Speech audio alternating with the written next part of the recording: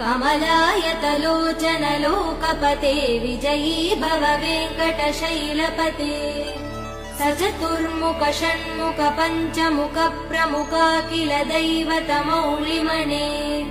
शरणागत वत्सल सारनिधे परिपालय मां वृषशैलपते अतिवेलतया तव दुर्विषहैरनुवेल कृतैरपराध सदैः हरितं त्वरितं वृषशैलपते परया कृपया परिपाहि हरे अधिवेङ्कटशैलमुदारमते जनताभिमतादिकदानरतात् परदेवदया गदितान् निगमै कमलादयितान् परं कलये कलवेणुरवा वसगोपवधू शतकोटिवृतात् स्मरकोटिसमात् प्रतिवल्लविकाभिमदात् सुखदात् वसुदेव